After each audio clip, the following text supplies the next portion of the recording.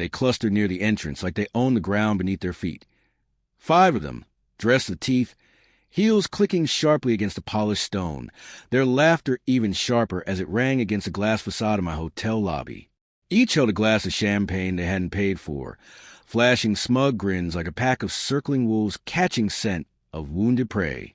"Honestly, babe," Lauren, my wife, murmured, not even glancing at me, "maybe you should wait outside. This place has certain standards." Her tone was rehearsed, polished to sound gentle but cold, the way she spoke when she was embarrassed by my presence, when she wished I wasn't beside her at all. The others let out soft, synchronized chuckles, the kind of cruel laughter that slices much deeper than open insults ever could. "You didn't make a reservation, did you?" Naomi, her closest friend, asked while sliding her sunglasses down just enough to give me a slow, belittling once-over. "They're strict here. We don't want anyone assuming you're with us." Lauren stayed silent. She didn't defend me. She never did. I didn't retreat. This wasn't hesitation. It was precision. Inside, standing calmly near the lobby arch, my head of security, Tomas, was already waiting. He wore plain clothes, blending into background, but his watchful eyes met mine for a brief moment. Everything was in place. I thought back to when I first met Lauren, back when I was still climbing, still becoming. She used to tell me, "You're destined for big things. I can feel it." Back then, her words sounded like belief. We married young. Her friends refused to attend the wedding, saying it was rushed, that I was too eager. She had told me it didn't matter. But slowly, they crept into our lives. Champagne brunches, spa weekends, designer trips that cost more than most people's yearly rent. My presence beside her became less of a partnership and more of a tolerated shadow. They mocked my work, called me the builder as if I laid bricks with my bare hands.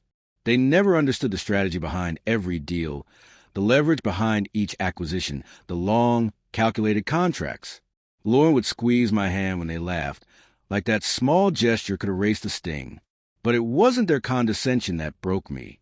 It was the whisper I overheard 6 months ago. I had returned home early and paused outside our bedroom door. Her voice floated through, soft but sharp, carried over phone speaker. "I can't keep pretending that. He's fine, but this life? He got lucky. Every time we go out, I have to fix things, so he doesn't embarrass me. He just doesn't fit."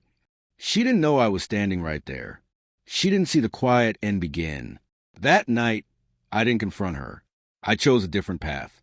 I called my lawyer first, transferred full ownership of the hotel into a separate trust under a discreet shell corporation. The building was mine, but untouchable. Then I hired a private firm out of Europe, experts in digital forensics. They extracted deleted messages, voice notes, call logs, every backhanded laugh, every eye roll I had pretended not to see.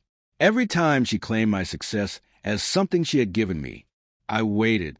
Tonight was their choice, the perfect setting. A girls-only soft launch of the hotel's newly designed rooftop lounge. Invitations were for high society, for names that carried weight. Lauren sent me a text earlier. "Don't come. Trust me on this." That was her last mistake, not the message itself, but the arrogance of assuming I still wanted to follow. They stood there, draped in designer gowns, ready to revel in a kingdom they believed wasn't mine. Lauren leaned closer and whispered, "Please don't make a scene. Just go. We'll talk tomorrow." Tomas stepped forward then, voice calm but loud enough for all of them to hear. "Sir, everything's ready." I nodded once, the kind of nod that ends conversations. Tomas touched his earpiece. Clearance approved. The glass doors parted. The women froze. Naomi blinked. "Wait, he's what?" Tomas didn't even look at her. I walked past him like the air in the room answered to me, because it did. At the front desk, the concierge greeted me with practiced respect. "Mr. Callan, welcome. The penthouse is ready. Shall I have your guests escorted upstairs?" I turned slowly. Naomi's mouth hung open. Lauren's eyes widened, panic disguised as confusion. "Penthouse?" she whispered, her voice brittle.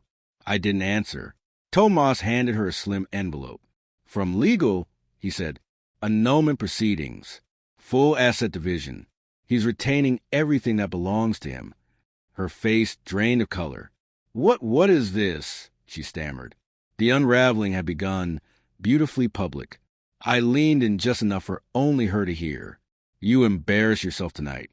I simply let you." Her friend stepped back like rodents deserting a sinking ship. Lauren's hand reached for my arm. "Please, we can talk." "I didn't mean—" "You did," I interrupted, "and you will again." Without another glance, I stepped into the elevator. As the doors closed, her desperate face disappeared from view. Standing alone in the penthouse, I gazed out across the sprawling city lights. My name didn't hang above the entrance. It never needed to. Power doesn't announce itself. It waits. She mistook my silence for surrender, my patience for weakness. But while they laughed, I kept building, not just hotels, but legacies and exits.